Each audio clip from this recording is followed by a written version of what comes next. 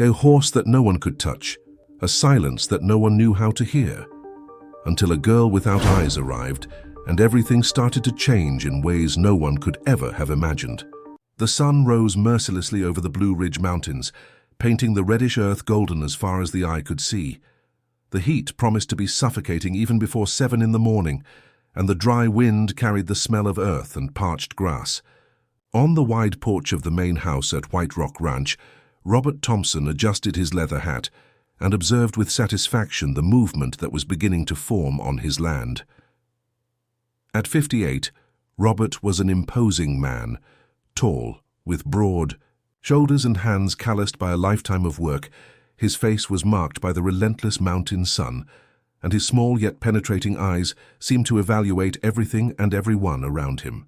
His voice was deep and measured, carrying the authority of someone who never needed to shout to be obeyed. "Joe Baker," he called, without taking his eyes off the corral where a black animal moved restlessly. "Have more people arrived?" The foreman, a thin man with a graying mustache, approached, taking off his hat. "Yes, Mr. Thompson. 3 horse trainers came from Pineville, 2 from Richmond, and there's even a young man from Tennessee who swears he can tame any animal." Robert smiled with satisfaction. This was exactly what he wanted to hear. 3 months. I guess he had made that bold bet, and since then his ranch had become the center of attention throughout the state. $50,000 for anyone who could ride Thunder for just 3 minutes. It seemed simple, but so far no man had managed to stay more than a few seconds on that horse's back. "And the television people?" he asked, adjusting the checkered shirt he wore. "They'll arrive at noon, boss. They want to film everything from the beginning. They said the story is traveling across the whole country." This was music to Robert's ears. He enjoyed the fame, the respect his name carried throughout the region, but this situation had elevated his notoriety to a level he had never imagined. Ranchers from other states called to learn about the famous untamable horse. Journalists came from far away to tell his story, and he, Robert Thompson, was at the center of it all. "Let's see how the devil is today," he said, descending the wooden steps that creaked under his firm footsteps. They walked together to the specially reinforced corral where Thunder was isolated from the other animals. It was a robust construction, with oak posts buried deeply and thick boards that formed a tall, sturdy fence. The horse was there, magnificent and disturbing at the same time. Thunder was truly an impressive sight. His black coat shone even under the strong sunlight, his well-defined muscles contracted with each sudden movement, and his dark eyes seemed charged with an unsettling intelligence. But there was something more in that gaze, a constant tension, as if the animal was always waiting for some invisible danger. "He's more agitated today," observed Joe Baker, keeping his distance from the fence. It was true. Thunder walked from one side of the corral to the other, his ears constantly in motion, his tail nervously swishing. Every now and then he would stop and fix his gaze on a specific point, as if he were hearing something that the men couldn't perceive. "Must be because of all the movement," replied Robert, although he himself found the animal's behavior strange. "The more people arrive, the more he gets like this." In truth, Robert didn't completely understand what was happening with Thunder. He had bought the horse from a breeder in Tennessee for a sum that would make any sensible man think twice. But he wasn't just any man. He was Robert Thompson, and when he wanted something, he got it. The seller had mentioned some behavioral details about the animal, but Robert hadn't given it much importance. After all, what wild horse didn't have its peculiarities? "Boss," said Joe Baker in a low voice, "I was thinking, wouldn't it be better to call a veterinarian, one of those who understands animal behavior?" Robert looked at the foreman with a severe expression. "A veterinarian for what, Joe Baker? The animal is strong, eats well, doesn't have any disease. He's just wild, and that's what makes everything more interesting." The foreman lowered his eyes and nodded, but something in his expression suggested there were more things he would like to say. Robert, however, had already turned again to observe the horse, lost in his own thoughts about how this situation could bring him even more fame and money. In the distance, they could already hear the noise of the first cars arriving, raising clouds of dust on the dirt road. In a few hours, the ranch would again be full of people, cameras, and expectation, and Robert Thompson would be at the center of it all, just as he had always liked to be. What he didn't know was that this day would be different from all others, and that his story with Thunder was just beginning to reveal its deepest secrets. If this story interested you, don't forget to subscribe to our channel and give us a like. Tell us what city you're watching from. We'll continue. The sun was already high when the first batch of curious onlookers began to gather around the corral. Robert observed with satisfaction the growing crowd, ranchers from the region, young people seeking adventure, entire families who had come to spend Sunday watching the spectacle his ranch had become. "Mr. Thompson," a strong voice cut through the murmur of the crowd. "Where's this horse that's driving everyone crazy?" It was Raymond, known in the region as Iron Tamer, a tall, strong man with more than 40 years of experience breaking wild colts.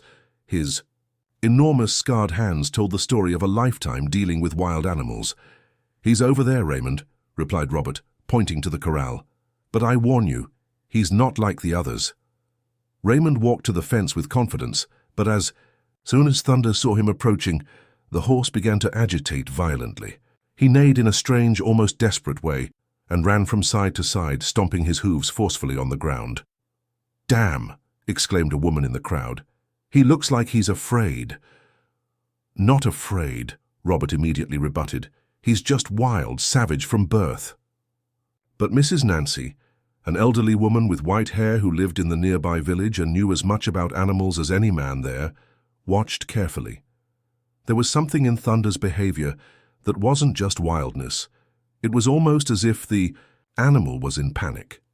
"Let me try first," said Raymond, taking off his shirt and revealing a muscular torso covered in scars. The crowd moved back and formed a circle, creating an improvised arena. Joe Baker opened the corral gate carefully. Thunder came out forcefully but immediately cowered against the opposite fence, his eyes wide and nostrils flared. He seemed to be looking for an exit that didn't exist. "Come here, my beauty," murmured Raymond, approaching slowly with a rope in his hands. That's when something unexpected happened. A child in the crowd began to cry, frightened by the horse's agitation. The high-pitched sound of the child's crying sent Thunder into complete desperation. The animal began running in circles, jumping and trying to climb the fence, as if trying to escape from something terrible. "My God!" shouted Mrs. Nancy. "Get that child out of here!" The mother quickly took the boy away, but the damage was done. Thunder remained agitated, sweating and trembling in a way that left all those present impressed. Raymond, despite all his experience, backed away. "This isn't normal, Mr. Thompson," said the horse tamer, shaking his head. "I've seen wild horses, but this is different. This animal has some problem in his head." Robert felt the blood rise to his face. "No problem at all. He's just wilder than others. Are you going to try or not?" The pressure from the crowd and wounded pride made Raymond insist. With the help of other men, they managed to lasso Thunder and force him to stay still enough for the tamer to attempt mounting. But as soon as Raymond touched the animal's back, Thunder exploded in an indescribable fury. It lasted only 5 seconds. 5 seconds of jumps, spins, and kicks that sent Raymond straight to the red ground of the corral. The man got up limping, with wounded pride, but unharmed. $50,000 still here?" shouted Robert to the crowd, trying to maintain the event's spirit. "Who else wants to try?" 3 more men tried that afternoon, all with the same result. And with each attempt, Thunder seemed to become more agitated, more desperate. Mrs. Nancy observed everything with growing concern. "Mr. Thompson," she said, approaching the rancher when the crowd began to disperse, "may I make a suggestion?" "Go." "Ahead, Mrs. Nancy. This horse needs help, not taming. There's something wrong with him, something that hurt him inside. Haven't you noticed how he reacts to certain sounds?" Robert made an expression of contempt. "You're seeing problems where there aren't any, Mrs. Nancy. A horse is a horse, and this one just needs a man who's more man than he is." But as he spoke, Robert couldn't get the desperate look in Thunder's eyes out of his head. There was something in those eyes that bothered him, although he couldn't say exactly what. That night, as the ranch returned to silence, Thunder remained restless in his corral, and in the nearby village, Mrs. Nancy couldn't sleep, thinking about what she had witnessed during the day. She didn't know that a few miles away a girl was walking alone on the dirt road, guided only by her firm steps and something stronger than vision, a connection that would soon change everything in this story. It was Monday morning when she appeared. The ranch's activity had diminished considerably after the busy weekend, and only a few ranch hands were working in the distant corrals when a small figure appeared on the dirt road leading to the property's entrance. Lily walked with firm but slow steps, like someone who knows every stone in the path. She wore a faded blue skirt and a simple white blouse, and her brown hair was tied with a ribbon the same color as her skirt. She seemed to be about 12 years old, although her serious expression made her appear older. Joe Baker was the first to see her. He was fixing a fence near the gate when he noticed the girl approaching. There was something different about her, something that made him stop working and observe more carefully. "Girl," he called, putting down his hammer, "are you lost?" Lily stopped and turned her head toward the voice but didn't respond immediately. It was then that Joe Baker realized. Her eyes didn't focus on anything. There was no iris, no pupil. Just a white film where her eyes should have been. "I'm not lost," she finally said with a soft but confident voice. "I came to see a horse." Joe Baker was speechless for a moment. How could a blind girl have come here alone? And how did she know about the horse? "What horse, girl? There are many here." "The one no one can touch," replied Lily, continuing to walk toward the ranch. "The one who needs peace." These words sent a shiver down Joe Baker's spine. He ran to catch up with her, but Lily had already found her way alone to the corral where Thunder was kept. The horse, which moments before had been grazing quietly in the most distant corner of the enclosure, raised his head as soon as he sensed the girl's presence. His ears perked up, and he slowly approached the fence, something he didn't do with any human. Lily stopped about 6 feet from the fence and, to Joe Baker's amazement, sat on the ground, cross-legged, with her back to the sea. Horse, she simply remained there, motionless and silent. "Girl, get away from there," shouted Joe Baker. "That horse is dangerous."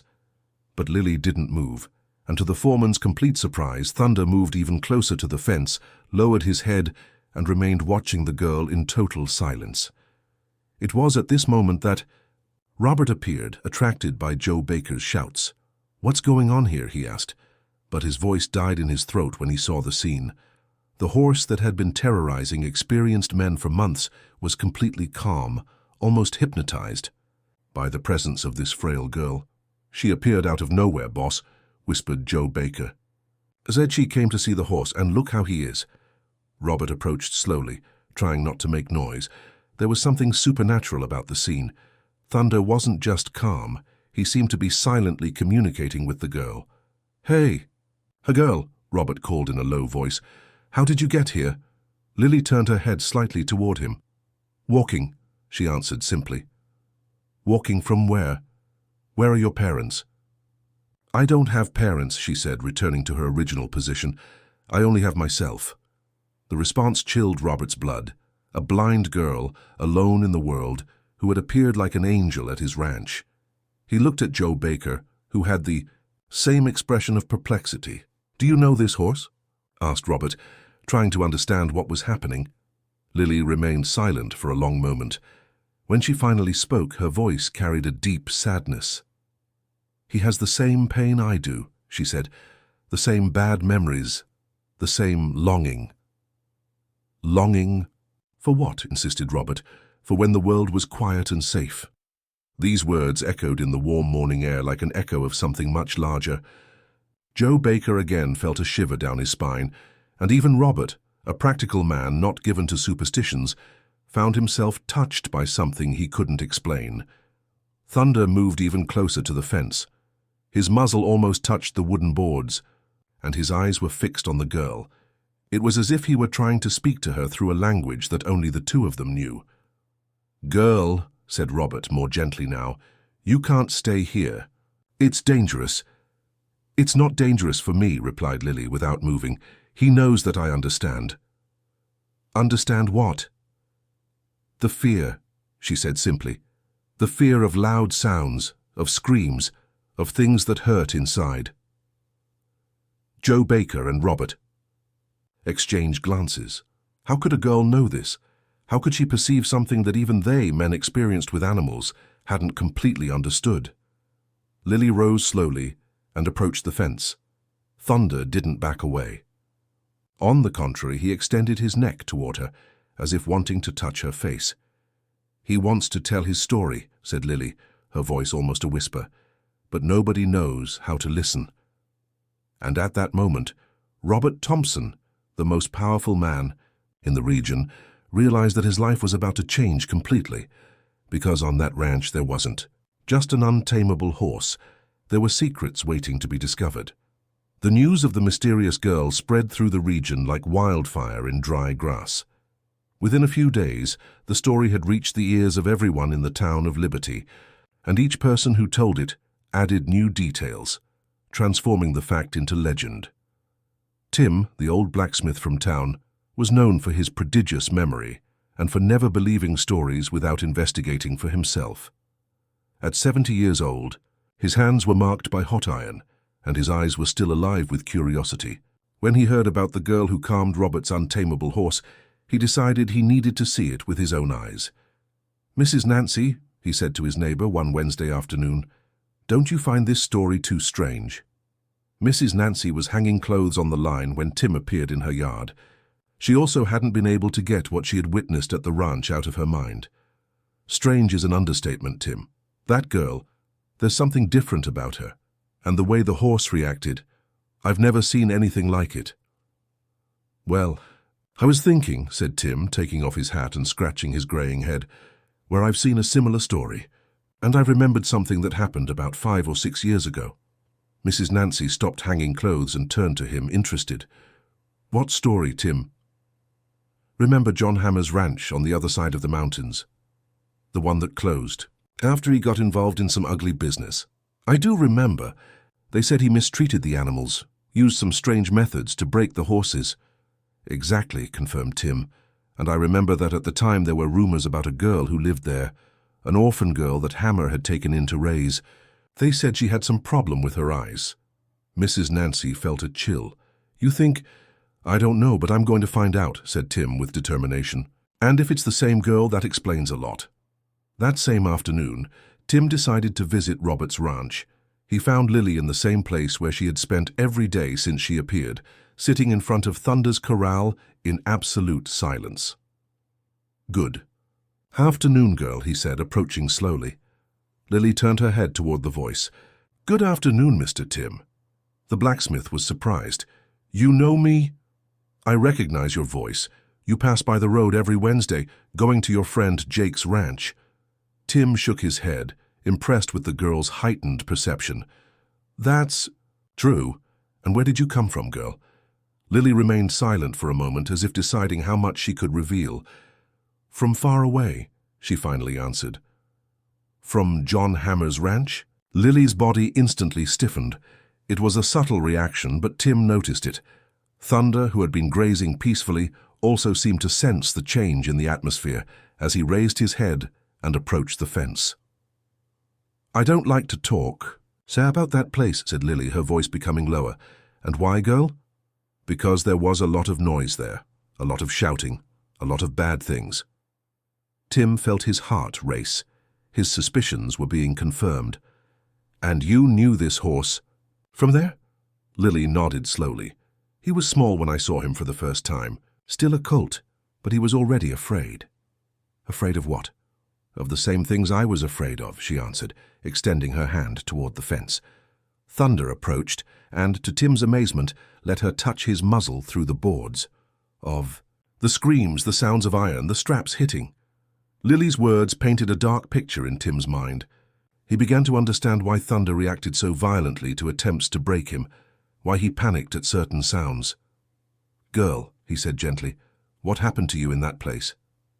Lily withdrew her hand from the horse's muzzle and sat back down. "Things that shouldn't happen to any animal or any child," she said simply. At that moment, Joe Baker appeared carrying a bucket of feed. Seeing Tim talking with Lily, he approached, concerned. Everything okay here, Mr. Tim? Everything's fine, Joe Baker. I was just talking with the girl. The foreman looked at Lily with a strange expression. You know, Mr. Tim, there's something that's been bothering me for days. What's that? When the boss bought this horse, a letter came with it, a letter that talked about his behavior, about traumas and such. I read it quickly before giving it to the boss. And what did it say? It talked about violent braking methods, about the horse having been mistreated, but the boss read it and said that only made the challenge more interesting. Tim felt anger growing in his chest. He knew the horse had been mistreated and still decided to use that to make money. That's right, confirmed Joe Baker, looking around to make sure Robert wasn't nearby. And now, seeing this girl here, seeing how she knows the horse, I'm starting to put the pieces together. Lily stood up slowly. Mr. Tim, she said, can you help me with something? Of course, girl. What do you need? I need people to understand that Thunder isn't bad, he's just scared, and I need them to stop trying to ride him this way. And why is this important to you? Lily turned toward the horse, which had approached the fence again. Because I promised him a long time ago that if we met again, I would make sure no one hurt him anymore. These words echoed in the air, laden with an old promise and a loyalty that deeply touched the old blacksmith's heart. At that moment, Tim knew there was a much bigger story waiting to be discovered, and that he would be part of it. If this story interested you, don't forget to subscribe to our channel and give us a like. Tell us what city you're watching from. We'll continue.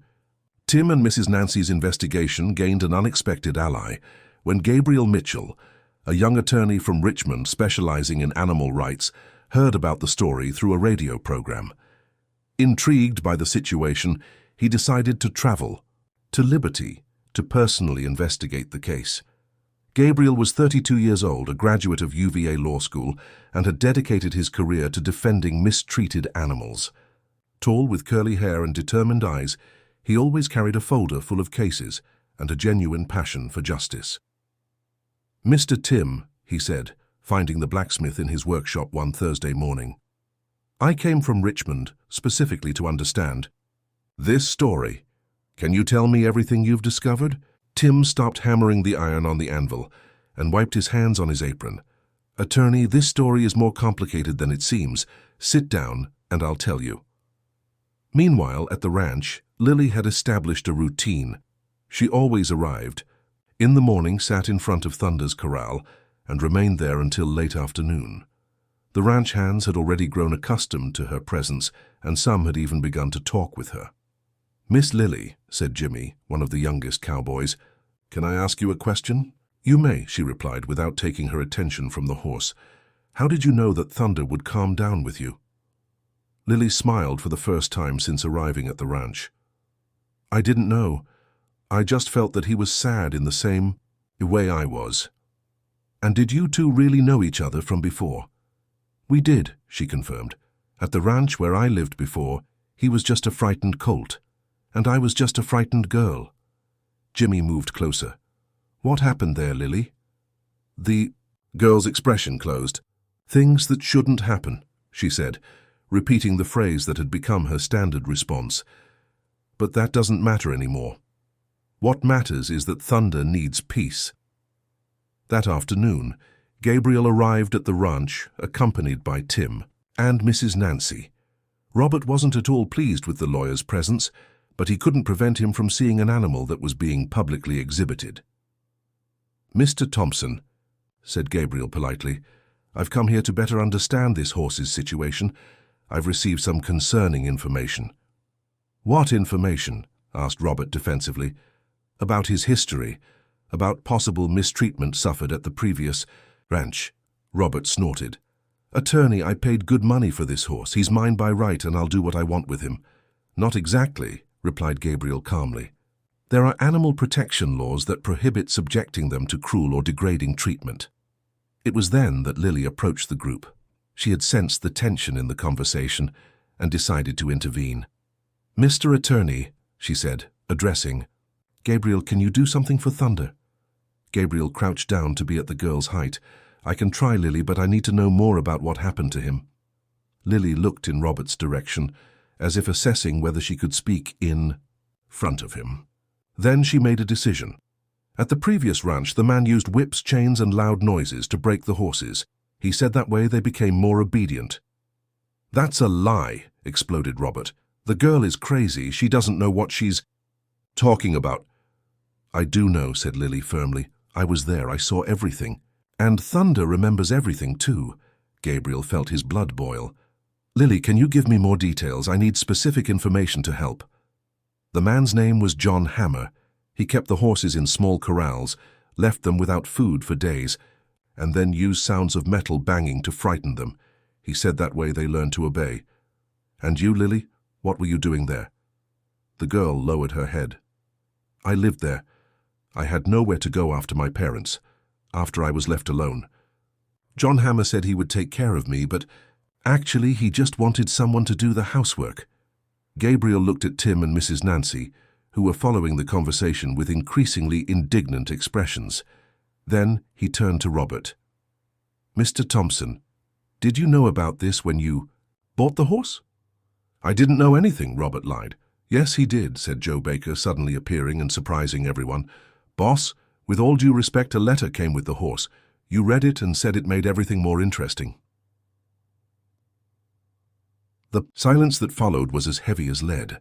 Robert looked at his foreman angrily, but couldn't deny what had been said in front of so many witnesses. "Mr. Gabriel," said Lily, "Thunder doesn't need to be tamed. He needs to be healed. He needs to learn that not everyone will hurt him."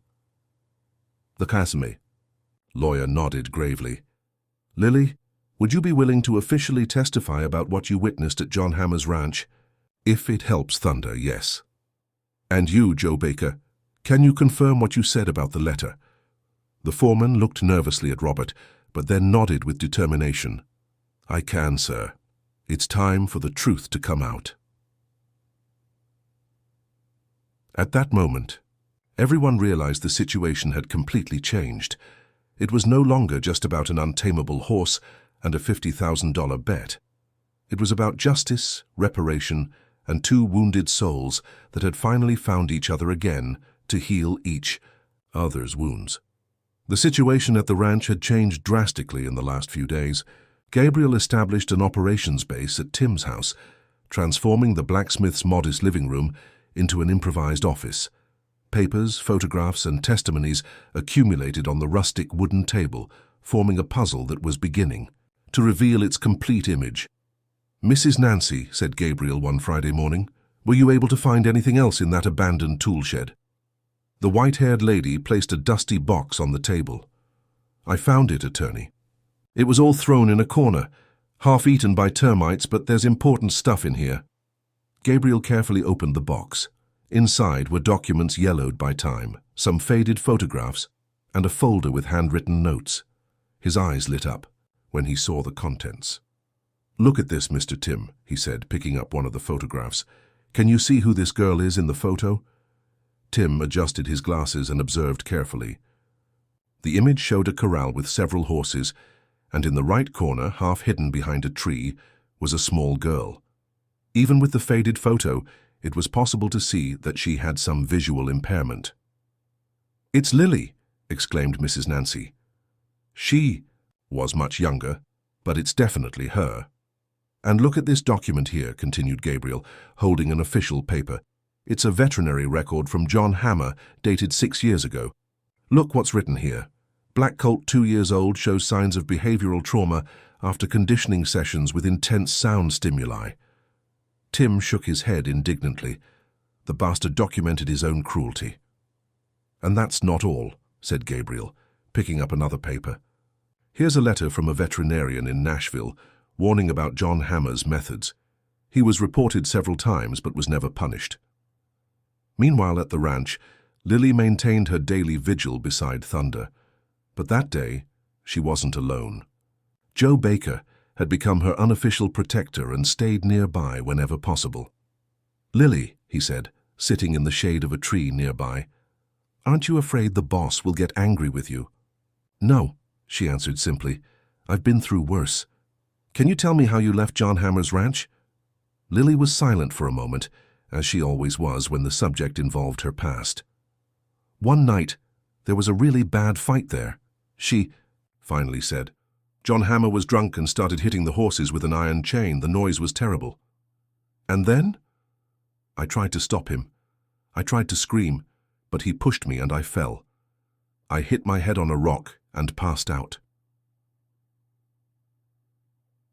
Joe Baker felt his heart tighten, and after that, when I woke up, I was in the town hospital. A nurse told me that a neighbor had heard the screams and called the police, but when they arrived, John Hammer had disappeared. He took all the horses with him, including Thunder. "And you stayed in the hospital?" "For a while. Then they sent me to an orphanage. But I never forgot Thunder. Every night I dreamed about him, saw him frightened, alone, going through the same bad things we had gone through together." At that moment, Robert appeared walking toward them.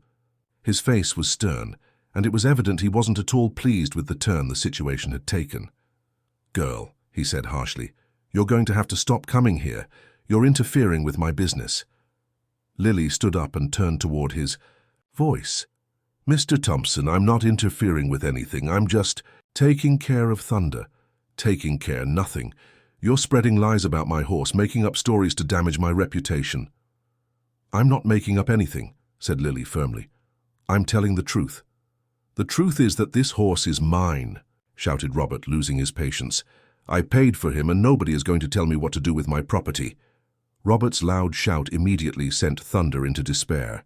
The horse began running in circles in the corral, neighing in a way that didn't seem normal. Lily immediately approached the fence. "Calm down, Thunder," she said in a low, gentle voice. "Calm down, my friend. Nobody is going to hurt you."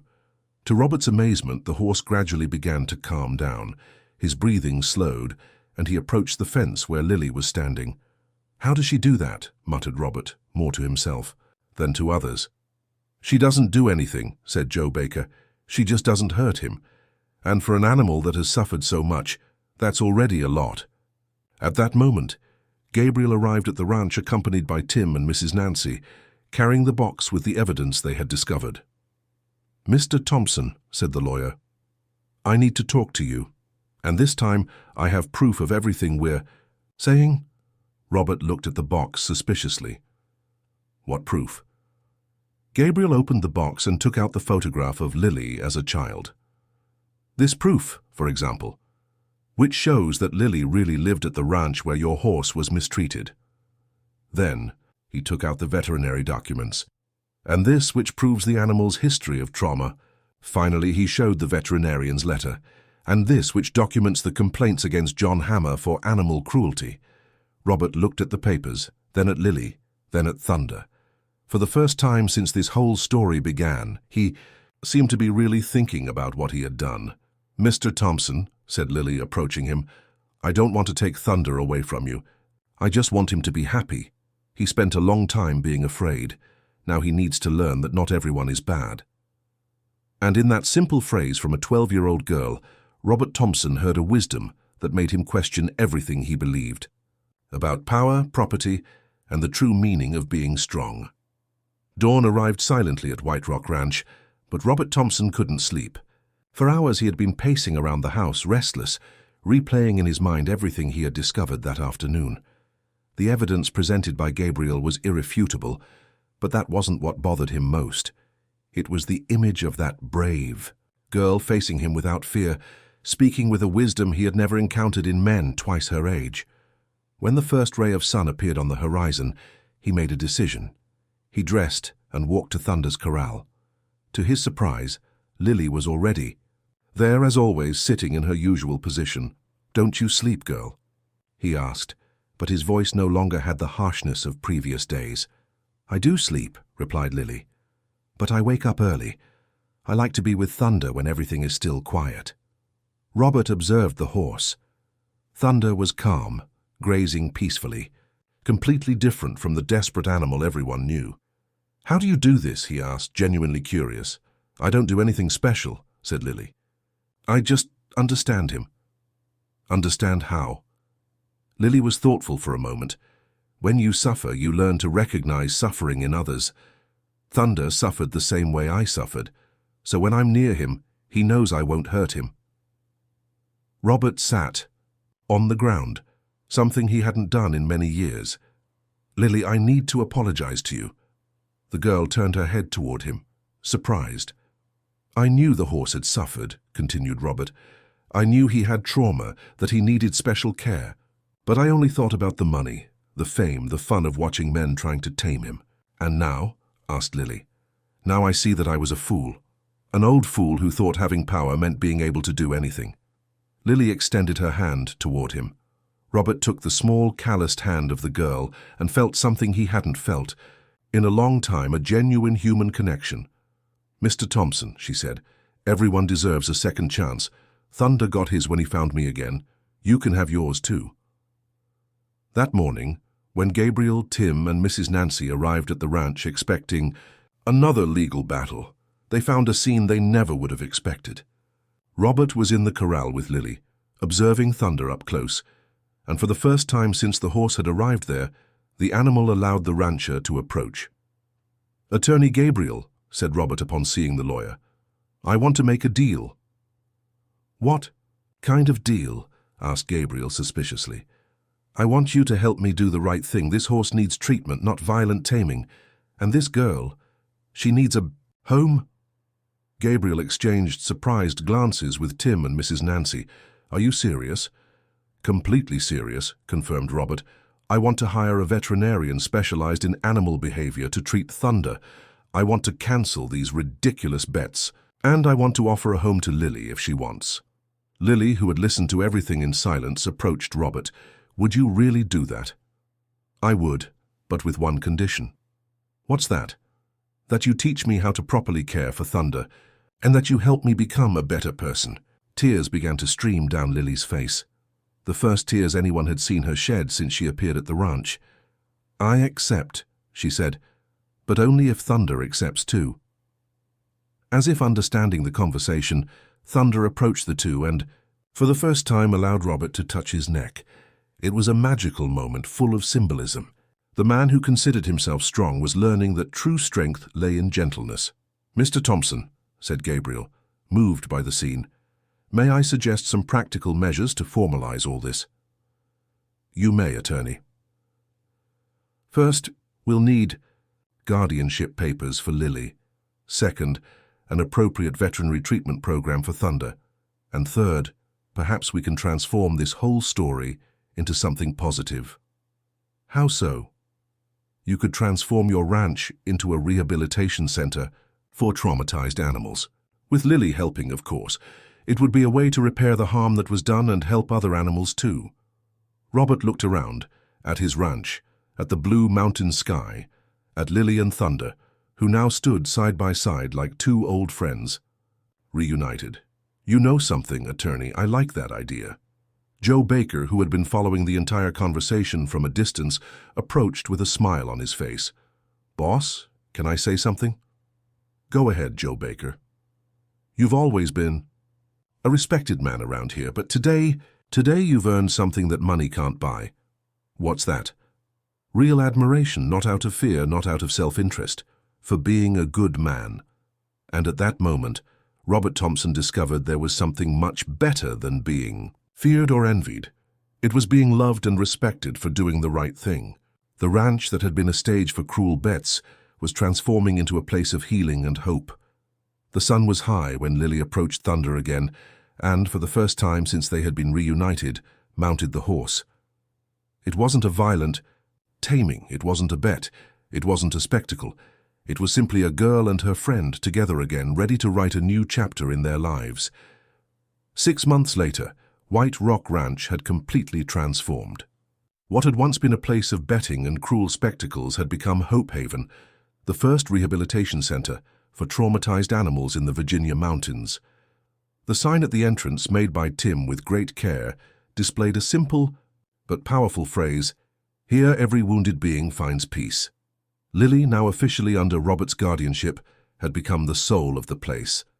Her hair was longer, tied with a new ribbon that Mrs. Nancy had given her, and on her face was a serenity that hadn't existed when she had arrived walking alone down the dirt road. More importantly, she smiled. She smiled frequently. "Lily," called Robert from the porch of the house. "The veterinarian has arrived." The girl was in the pasture with Thunder, who now allowed not only her to ride him, but also to play with him like a normal child plays with a pet. The horse had changed dramatically. His black coat gleamed with health, his eyes no longer carried that constant fear, and he even allowed others to approach, as long as they did so gently. "Coming, Mr. Thompson," she replied, sliding from Thunder's, back with the agility of someone born for it. Dr. Anthony Carter, a veterinarian specializing in animal behavior from Boston, had become a frequent visitor to the ranch. He was a young man with glasses and an easy smile, who had been so impressed with the work being developed there that he decided to spend 1 week per month helping for free. "Lily," he said, hugging the girl, "how are our new guests?" In the toy, last week 2 new animals had arrived at the refuge, a mare rescued from mistreatment in Richmond, and an elderly donkey that had been abandoned after years of heavy work. "Star is still very scared," replied Lily, referring to the mare. "But Donkey is calmer now. I think he was just tired and sad. And how have you been handling them?" "The same way I handle Thunder. I stay close, speak softly, don't make sudden movements, and most importantly, I let them feel that I won't hurt them." Dr. Anthony shook his head, still impressed by the girl's natural intuition. "Lily, you have a special gift. Have you thought about studying veterinary medicine when you grow up?" Lily's eyes lit up. "Can I really?" "Of course you can," said Robert, who had approached. "Actually, I've already talked with Gabriel about it. He knows people who can help you with your studies." Robert's life had also changed radically. The man who once prided himself on his toughness now found satisfaction in acts of kindness. He had hired more staff to care for the refuge, established partnerships with universities for research on animal trauma, and even begun giving talks about his transformation experience. "Mr. Thompson," said Joe Baker, approaching the group, "a letter arrived for you. It's from John Hammer." The name made everyone tense. Lily instinctively moved closer to Robert, and Thunder, even at a distance, seemed to sense the change in the atmosphere. Robert opened the letter carefully. His eyes ran over the handwritten lines, and his expression gradually changed. "What does it say?" asked Gabriel, who had arrived for one of his regular visits. "He's asking for forgiveness," said Robert, his voice laden with emotion. "Says he heard about what we're doing here, that he saw it on television. Says he's sick, doesn't have much time to live, and wanted to ask forgiveness for what he did." Lily remained silent for a long moment. Everyone waited for her reaction, knowing she was the one who had suffered most at John Hammer's hands. "I forgive him," she finally said. "Not for him, but for me. Because holding on to anger only hurts ourselves." This wisdom, coming from a 12-year-old girl, left all the Chachisius adults present deeply touched. "And there's one more thing," continued Robert, rereading the letter. "He wants to donate the few animals he still has to our refuge. Says they deserve to have a better life." Gabriel smiled. "It seems the transformation that began here is spreading." While the group talked, Lily moved away and walked to Thunder. The horse lowered his head so she could caress his muzzle, a gesture of trust and affection that never failed to move those who witnessed it. "Thunder," she said in a low voice, "we did it. We found a place where we can be happy." As if understanding every word, the horse neighed softly and rested his head on the girl's shoulder. At that moment, Tim arrived at the ranch carrying something in his hands. It was a smaller sign, which he had made especially for Thunder's corral. "Lily," he said, "I wanted to show you this before putting it up." The sign was simple but meaningful. Thunder, the first to find peace in the silence of understanding. "It's perfect, Mr. Tim," said Lily, smiling. As the sun began to set over the Blue Ridge Mountains, painting the sky with golden and orange hues, everyone gathered to watch what had become a daily ritual. Lily riding Thunder for a walk through the pasture. But this time was different. For the first time since she had arrived at the ranch, Lily didn't ride alone. Robert, with careful and respectful movements, also mounted the horse behind the girl. Thunder accepted the double weight without any sign of discomfort. The three, the girl who saw with her heart, the man who had learned to see with his soul, and the horse that had found peace through love, walked together through the pasture as the sun set. "Mr. Thompson," said Lily, "thank you for giving me a family." "Thank you, Lily," he replied, "for teaching me what it really means to be strong." And there, in that perfect moment, under the infinite sky of the Virginia mountains, 3 wounded hearts had found healing in each other. The ranch that once echoed with the shouts of betting and violence now resonated with something much more powerful: the peaceful silence of understanding, forgiveness, and true love. Lily and Thunder's story had begun with trauma and separation, but it ended with hope and union. And the most beautiful thing of all was knowing that this wasn't just a story with a happy ending. It was the beginning of many other stories of healing and transformation that were yet to come at Hope Haven. The silence that had once screamed in pain now whispered with happiness. If this story interested you, don't forget to subscribe to our channel and give us a like. Tell us what city you're